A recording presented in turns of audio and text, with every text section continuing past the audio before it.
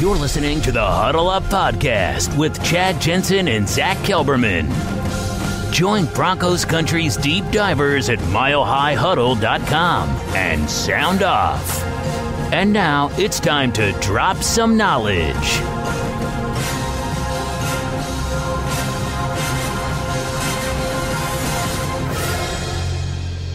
Welcome in, everybody, to a Friday edition, a VIP edition of the Huddle Up Podcast, presented, as always, by Mile High Huddle and 24/7 Sports and powered by Overtime Media. I'm your host, Chad Jensen. With me, as always, is my partner in crime, your Denver Broncos reporter for 24/7 Sports, Zach Kelberman. Here we are once again, Zach, at the end of a week. Another great week of breaking down the Broncos. What do you got cooking this weekend? Nothing. I'm still kind of combing through these Fangio quotes, Chad. He sat there for like an hour, and we're still cranking out content about that.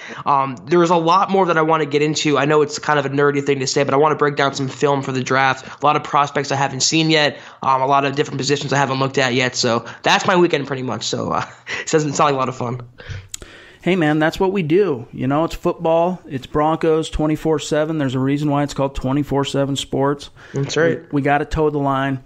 But we really do. I mean, and I think probably most of our listeners as well eat, breathe, and sleep Broncos football. And so for us, our job is, as content creators too, man, we have to stay sharp. We got to stay, keep ourselves educated. And there's things I do to stay on the cutting edge, like read different football books, break down film.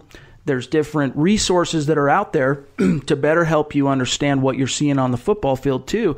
Because most fans, and this was me for a long, long time, when you're watching a game, you're basically just following the ball. So when you begin to break down film and learn to kind of understand what you're seeing, it just really opens up and it just turns in like a quantum level of football. So it's so much fun. I love breaking down film and studying film, but the problem with it, Zach, the obstacle, is that it is very time consuming. It is. It's monotonous. It's tedious. It kind of can make you crazy after a while. It's very stationary, a process to go through. But it really unlocks that adrenaline rush. It's like going into the gym and start working out. You can start to feel better about yourself. That's the same way for any football-loving fan to go about watching film. And you can really understand the fine points of the game, the X's and O's. I just love doing it. It gets me ready for the draft. It gets me ready for who the Broncos might take. And it also makes me a better football fan. I'm always looking to grow. Chad, you and I have a responsibility, I think, to Broncos country to be the best Broncos website out there, the best content. And you and I both take that very seriously. That we do, my friend. That we do. And today, we're taking our jobs especially seriously because we are answering the bell for the VIP subscribers at milehighhuddle.com 24/7 Sports. Today is, of course, Friday, so we're going to be diving into a VIP edition of the Mile High Mailbag. We're going to get, the 411 on what's on Broncos Country's mind here in just a minute. But first, a couple of quick matters of business. As always, you guys, make sure you're following the show on Twitter. Really easy to do. Open up Twitter, find @HuddleUpPod, click the follow button, and if you haven't done so, take some time. This is extremely important. Our goal as a podcast is to get our reviews on iTunes, which is currently in the low 100s, up to the 200 benchmark before the draft. That gives us a solid month with your help, our awesome listeners, to get our ratings up to 200 total entries. Now, it's important. It helps us grow. It helps us reach new listeners.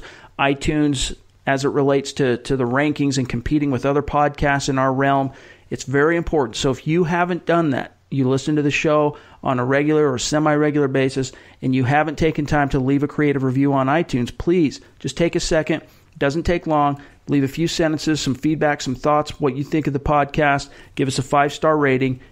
Job well done. We really appreciate it, and it's a great way that you can organically help support the show and keep this thing healthy. All right, Zach, so let us take a peek inside the Mile High Mailbag because we are the football priests of Broncos Country, and each and every week we're here to offer the absolution and answers to your burning Broncos questions. And this one, of course, comes from our VIP forum, MHH Insiders, on the website. Now, for those of you who are not VIP subscribers, it's really easy to do. Here's my pitch to you, okay? A quick little sermon for you.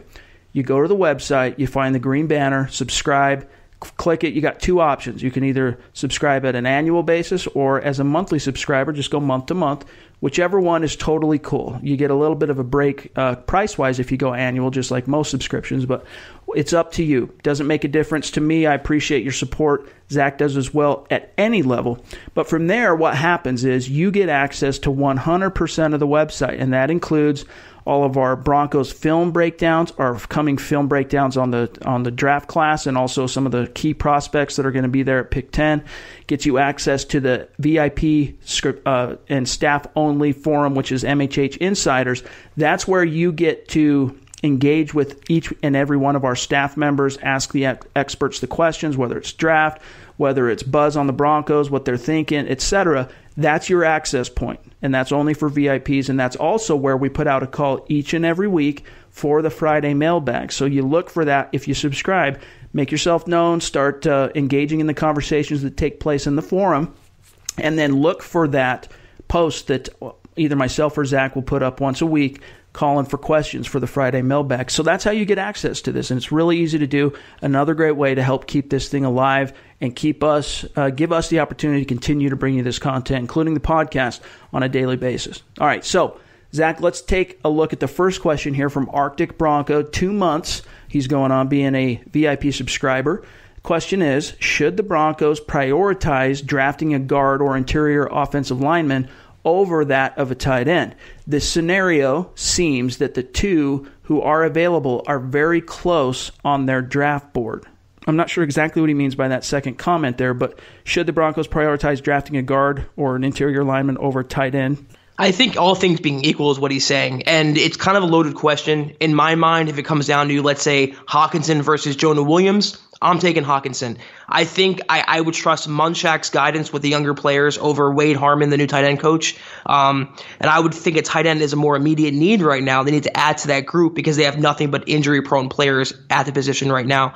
So while they're both needs, I would not reach for either, and certainly I would not prioritize a guard or a center or whatever when they already have their starters lined up. And you can't really say the same about tight end. You don't know yet with Hireman, Butt, and Fumagalli all coming off injuries. Yeah.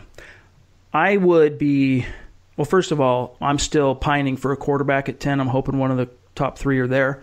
If not, I'm probably, as I've talked about before on the pod, I'm hoping it's a defensive blue chipper if it doesn't end up being a quarterback. I would be very disappointed if it were an offensive lineman at pick 10. Now, Trevor Judge, who's a new writer here on our staff, he published an article, I think it was Wednesday, basically breaking down the odds of which positions have the highest odds for the Broncos to target in the draft. And he had offensive line as very high likelihood. The Broncos are going to use at least one draft pick on offensive line. And I concur. I think the Broncos are going to draft both offensive line and tight end in this class. It's just a question of where. And I think different positions have, different depth in terms of center, guard, tackle. I hope the Broncos stay away from interior O-line early, even though there are some really intriguing players. I think some of the really good ones, though, like Chris Lindstrom from Boston College, you might be able to get him early in round 2 if you're really pining for a good fit, an athletic, talented scheme fit for the Denver Broncos at interior. Chris Lindstrom would be good early round 2. So here's the next question. It comes from Stud Lee, going on 3 months as a VIP subscriber. Zach, he says, if Elway doesn't draft a QB at 10 this year and kicks the can down the road again, do you think he will have done enough this offseason to save his job? His job was never in danger. I mean, who's going to fire him? Joe Ellis with all the other things going on right now? His job is as safe can be for right now. And the key word is for right now. But he was never getting fired. And if he passes on a quarterback, they still have Joe Flacco. They still have a pretty good defense. And they have a team that Elway genuinely believes they can compete for a title this year. So his job is not in danger. Now, if he kicks the can down the road till next year and takes a quarterback in next year's draft and they bust, then you start talking about Elway filling the hot seat. But for at least the next couple of years until his contract starts to near its end, Chad, I wouldn't put him on any sort of hot seat. I think his job security is pretty good. His job security is good so long as Joe Ellis is still the president of the team and the CEO. I mean, let's rewind it just for a minute here. Obviously, Elway, the tonality in the fan base is two guys here who very much have our fingers on the pulse of the fans. The tonality is, and I've covered the team now, this will be, I'm going to lose track. It's either the 6th or 7th season I've actually covered the team.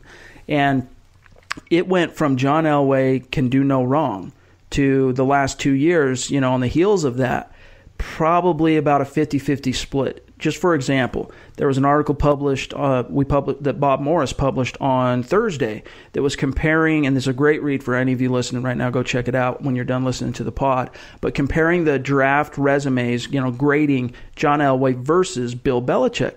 And it was interesting going back and looking at some of the social media comments, and especially Facebook, which is a wild, wild west, let's face it, of trolls when it comes to comments. But it's sometimes can be a pretty accurate barometer of where Broncos country's heart's at on a particular issue. And, probably 50-50 of the comments were negative regarding Elway, and most of them were made without having read the piece. They just see the title, and they just make an assumption, and they leave a comment. And so what I'm getting at, too, is, it's not that the natives have turned on him completely. That's not what's happened. But people are getting impatient, right? And you could sense, Zach, we talked about this on the podcast, on Black Monday when Vance Joseph was fired and Elway stood up at the podium just a couple hours later. And you could tell, his voice cracked a few times. You could tell he was very emotional. Not that he was crying or anything like that, but you could tell this was a man very much feeling the pressure and frustration, too, of how these last 2 seasons especially unfolded. And so I think that the pressure is on, and with 2 consecutive double-digit losing seasons, and basically for the first time in almost 50 years, the onus is very much back on John Elway. But here's what should encourage you, all of you, but speaking specifically to Stud Lee, what should encourage you is Elway thrives under pressure. Those are the guys, he's the type of guy, he was a Hall of Fame quarterback. He's the type of guy that when the chips are down, that's what gets him up in the morning. He loves that pressure and having to rise to the occasion and compete and try and make some magic happen. So that doesn't guarantee it by any stretch that he's going to succeed, right? But if the best predictor of future behavior is past behavior, Zach, I think that fans should still give Elway the benefit of the doubt so long as he remains under contract, which is through 2021. Yeah, I don't think there's any doubt that he's faced more criticism now than ever before. How many expressions of an Elway Broncos fans trust? If you heard lately, Chad, a couple of years ago, that was what all you were hearing on Twitter, on Facebook, everywhere. Yep. The loyalty to Elway was deep. And now it's, like you said, 50-50. There's a large sect of the fan base that believes Elway should have been fired along with Vance Joseph. And when he stood up there that day, he was humbled. He was really a humbled man. He ate a lot of crow by firing Vance, and then he finally realized that he was the cause. He wasn't just the effect. He was the cause of the Broncos' problems. And I've talked about this multiple times. He's grown. I give him a lot of credit. He's opened himself up to instruction and advice and outside opinions, and it's bettered him. I just think, though, if he gets too cocky and if he thinks he can be the one to get 34-year-old Joe Flacco and revert him back to being a Super Bowl quarterback, that could be a little too egotistical on his part, thinking he can, beat Father Time. But under no circumstance is this year going to be any sort of make or break for John Elway. This is another year where he has complete control, complete free reign. And like you said, Chad, Joe Ellis is not going to be the one to fire a legend in Broncos country like John Elway. That's right. I absolutely concur. But, I think that if one of the points he's making with this question, then we'll move on here, is, the question of if he doesn't take a quarterback this year, kicks the can down the road. On that topic, Zach, here's what I think. And we've talked about it on the podcast before, I think. But my concern is if the Broncos indeed pass on a quarterback again at pick 10, and I'm talking if one of the 3 are there, okay, and they kick the can down the road and maybe they take a guy in round 2 or 3 or something like that, and then the 2019 season unfolds and Flacco falls on his face, or the team really struggles to acclimate under a new coaching regime or whatever, right? Or the teams of the AFC West continue to be very dominant and high profile. If that happens and the Broncos produce yet another, sub 500 season, I'm not going to say that Elway's out the door, but it really is going to create a scenario in which you're going to have to, he's going to have to do something because the pressure will, it gets to a point with Joe Ellis. He's got all this stuff going on with the court and Beth Bolin Wallace and Bill Bolin suing him and the trust. He's got all this outside scrutiny on him because of the ownership situation now being very much in the public arena. The team continues to not do well. At a certain point, heads roll. Now, I'm not saying that's what will happen. I'm not making any prediction, but that's my concern, which is why I think Elway would be remiss if he has the opportunity this year to pass on one of the top 3 signal callers if they're there. And that includes Kyler Murray. If Kyler Murray's there at 10, which I don't think he's going to be, it's looking like Arizona's going to take him and trade Josh Rosen.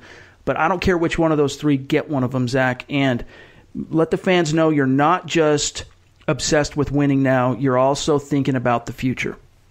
I agree with you, but here's what's going to happen. The Broncos will be better this year by virtue of better coaching and easier schedule and slightly upgraded quarterbacking. They'll have a couple more wins in the bank, and that'll buy Elway even more time and kind of delay the inevitable. But I agree with the point that you're making. If they fall on their face this year, another playoff this season, more fans heading for the exits, the pressure becomes intense for Elway. I'm stopping short, like you said. I don't want to say that he'd be fired, but you start hearing those stories a lot more than you've already heard.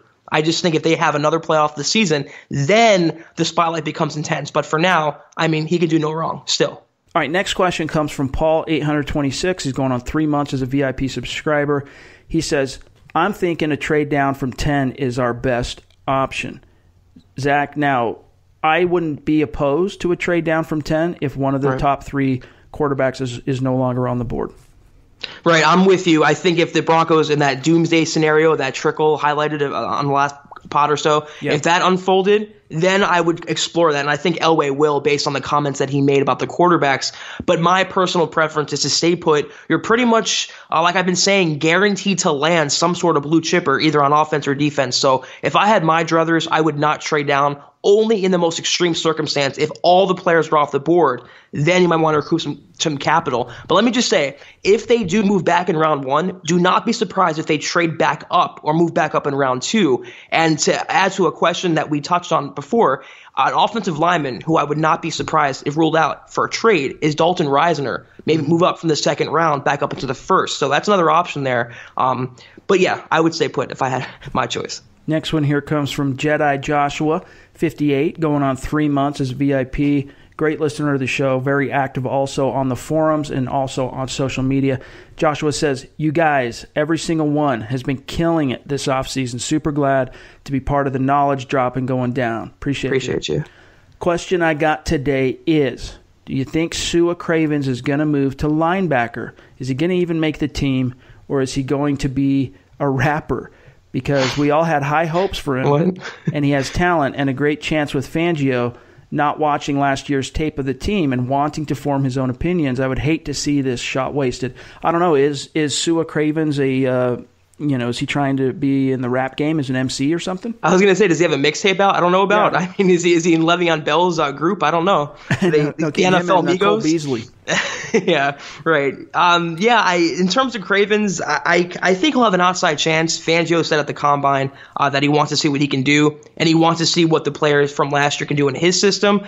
I just wouldn't give them extremely high hopes. They have a couple safeties on the roster they like in Parks and DeMonte Thomas. And his mental capacity, Chad, it's been questioned. He retired with the Redskins last year. He had a major problem, a public call-out of Vance Joseph after being inactive or deactivated. So his mental aspect of the game, if Fangio can kind of overcome that, the physical talent is there. But I would give him not great odds to make the 53 as it stands right now.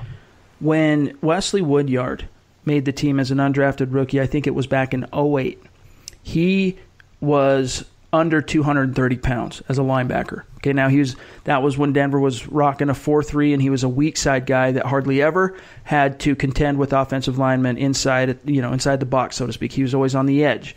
And so he was able to get away with that weight once they kind of started switching schemes or moving him inside because he started playing Mike linebacker too. He had to bulk up a little bit so that he could contend with interior offensive linemen. Sua Cravens is 6'1" and 224 pounds. Right now, I think he's best suited as a dime backer, just because, go back and watch that Chargers game late in the season last year in which Antonio Gates was just putting him on a freaking. I mean, he was just running circles around Sua Cravens. It was hard to watch at times. So his coverage, and maybe some of that is just because he missed half the season, and then he missed the entire year before that. And so maybe he just needs time to kind of get back into the zone of and the speed of the game in terms of coverage. But a part of me thinks that maybe that ship has sailed, Zach, and it's time for the Broncos. I mean, obviously they have a needed inside linebacker, and he is very good in the box. He's a heat-seeking missile, and he's got speed of a defensive back that you can put at linebacker. So my advice would be, hey, look, you've got some solid young safeties already on the roster behind Will Parks and Justin Simmons, in DeMonte Thomas, Jamal Carter. You got Kareem Jackson, who can play safety and help you out there. You even got Trey Marshall, who showed some really good signs during the preseason last year. Let Sua Cravens play linebacker. Just unleash him to seek and destroy and see what happens, Zach. Yeah, I can see that happening, especially with the hole they have right now. But I feel in the draft they're going to add to both positions, safety and inside linebacker. And what I think ultimately is they'll take Cravens to training camp and they'll let him compete in the preseason. But I think he'll be released at final cuts. I just don't see him with the safeties you mentioned, Chad, and the competition and the questions surrounding him, his mental and his injury status. I just don't see him making the final 53. We'll see what happens. And we still have a few questions to dive into left here in the mailbag. But first, we got to pay some bills, you guys. We got to take a quick break. We'll be right back. This is the Overtime Podcast Network. All right, next question here comes from Dylan West. He's going on 3 months. No, excuse me. He's going on 50 months. Long time VIP subscriber. He's been with Mile High Huddle for a long time. A great member and a long-time listener of the Huddle Up podcast as well. Dylan says, it seems like Vic Fangio's arrival in Denver, coupled with the Vance Joseph experiment, has brought out a different, more tight-lipped, but honest version of GM John Elway that we haven't seen before.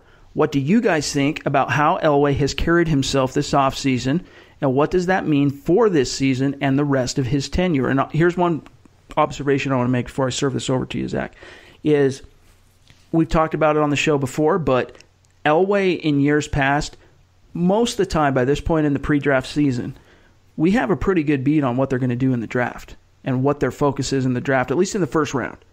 This year, he's made a special point of trying to obfuscate what the Broncos' plans are at pick 10. So maybe that is a sign that Dylan's on the right track here, that Elway's had maybe, some kind of a mighty change of heart to kind of tweak his approach. Yeah, Elways, he's a salesman. He's always going to be a gainsman. He's always going to play things close to his vest. That's just Elway. But him being more honest, more open, more humbled, yeah, I've talked about that multiple times, including tonight, Chad. He really was a different person on that stage on December 31st after that season finale when they fired Vance Joseph. It was just a guy who realized his quarterbacking choices were a mistake, his head coaching choices were a mistake, the team he constructed was a failure. And he brought in a guy who he respects, who he views as an equal, and he's actually let Fangio siphon a little of his power.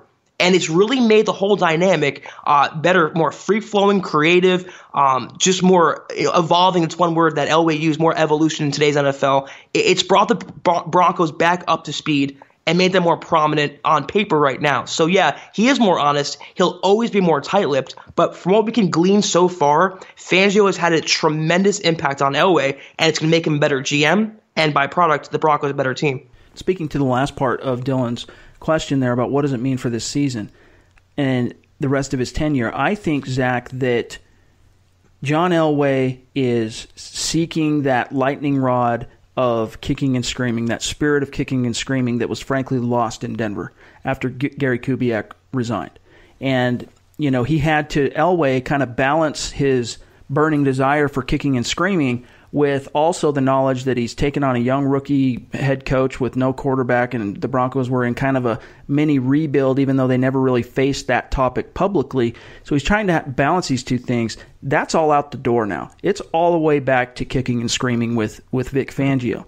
And I can see that only paying dividends for the Broncos in 2019. So next question here comes from Bronco Guy 65.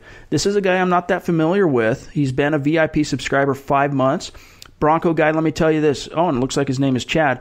Chad, let me tell you, be more active on the forums. We want to get to know you. And this goes for all you VIP subscribers who are listening to the show. Be engaged on the forums, comment, help us create this community and contribute to the community. We want you to participate. So let's see more comments, and not just on the mailbag call-outs, but contribute to the conversations. We want to get to know you, Bronco Guy 65. Here's what he says. As one Chad to another. Chad, you have a great name. Thank you, my dog. New to the forum, but longtime listener. If the Broncos don't draft a quarterback in round 1 and take a quarterback in the later rounds, do any of those guys have true franchise potential? Or are these guys just iterations of mid-tier quarterbacks? Seems like if the guys in the later rounds don't have a high ceiling, that it would not be the best use of draft capital. Which, Zach, I think is a good point, but I'm not one of those guys that subscribes to the notion that with regard to quarterbacks, unless you see him as like a franchise guy right away, you don't draft him. Right. So that's one thing, set that to the side. I think there are several quarterbacks, post-round 1 quarterbacks, that have some intriguing franchise-type tools, but they're still in the rough, that are not quite polished enough to where you could count on them out of the gates or spend a first-round pick. Some names off the top, I'll say Jarrett Stidham, I'll say Brett Rippon, I'll say even Eric Dungy, I'll say possibly even Will Grier. He's very much in the rough, though. He needs some polishing. And even a guy like Tyree Jackson, the big-armed kid from Buffalo. I mean, that arm is a franchise-caliber arm, but everything else, Zach, is still very much in the rough. Spot on. You nailed it, Chad. You named the points I was going to make and the quarterbacks I was going to name drop. There's no true day one franchise QB in this draft. No generational talent. That was pretty much last year with Mayfield and Darnold, and that can be next year or in 2021. There's middling quarterback prospects, and I agree with you. Just because there's no day one starter per se doesn't mean you don't have to take any of them. The Broncos, if anything, they need a long-term young backup like they had with Chad Kelly. Kevin Hogan is not it. So if anything, if you can come out of this draft with a long-term number 2, like a Stidham or a Rippon, that's great. You don't have to have a QB1, and if you want to ride with Flacco. So personally, I don't see any generational talents, but I would not stop the Broncos from drafting one by the 3rd round or so. I'm a big Stidham fan. I think he could become a starter, but the Broncos have to take that chance. I don't know if they will with Flacco, but they have to take that chance. If Kevin Hogan is not on this roster come September 7th or whatever the opener is, take that as a good sign that the Broncos found a good quarterback in the draft at some point. So we'll see how it shakes out. Next question comes from CU Buff in Texas. Been with us a long time. 164. Actually, he's commenting, so hold on. Next question comes from No Fly Zone 2125. Going on 15 months as a VIP subscriber. His question is, do you think with the way Fangio is going about looking at his players and not watching film on last year, with us starting a week earlier this year because of the Hall of Fame game, do you see that benefiting us? And I'm having a hard time figuring out what they're going to do at 10 this year. Honestly, I never know what Elway's going to do, and I've been seeing more about the Raiders taking Locke lately, which we've talked about on the show. Eric Trickle has mocked Drew Locke to the Raiders twice now. Doesn't mean it's going to happen, but there's some smoke there. Who knows how much fire's at the base of that? Fangio obviously is of the belief the Raiders would be crazy, Zach, to take a quarterback. He's a big fan of Derek Carr, apparently, as we talked about yesterday. But how much do you see starting a week earlier for the Hall of Fame game affecting the Broncos? Pros, cons, what do you see there? I mean, it's kind of a wash because you have an extra game, an extra preseason game, and they get 5 because they're in the Hall of Fame, and that's an extra week of evaluation, but it's also an extra week where there could be an injury. So it's good and bad. They can start their offseason program a week earlier because they have a new head coach. They'll be back in the building earlier. So in that sense, it's a benefit, but until they're on the field going up against teams and really playing every down, every quarter, that's the determining factor, their play. Not starting the camp a week earlier, not having an extra game. That's good for evaluation, but that can only take you so far, Chad. Couldn't have said it better myself. Hey, you guys, VIPs, thank you so much for your questions and your engagement. Zach and I really appreciate it. We love talking to you every Friday and, of course, engaging with you on the forums throughout the week and on Twitter, too. And we appreciate your support. We really look forward to and enjoy the Friday mailbags from the VIPs. So keep it coming. We'll talk to you again next Friday. We'll put out a call on the forums. And those of you who are not VIP subscribers, here's your call to action. Go to the site. Real easy to do. Find the green banner. Click through. Create an account, and you'll be locked in. But in the meantime, That's going to do it for today's episode of the Huddle Up Podcast. Another glorious, productive week of dropping knowledge on the show. Make sure you're following the Huddle Up Podcast on Twitter at HuddleUpPod. You can find my partner Zach Kelberman on Twitter at Kelberman247, myself at Chad and Jensen. Nick and Carl will be back with a fresh Building the Broncos podcast for you on Saturday. So whether you're out there mowing the lawn or raking the leaves or whatever you might be doing, you'll have a Broncos podcast to get you through the day. In the meantime, Zach and I will be back on the other side of the weekend with a fresh episode for you on Monday. So have a great weekend. For Zach Kelberman, I'm Chad Jensen. We'll talk to you soon.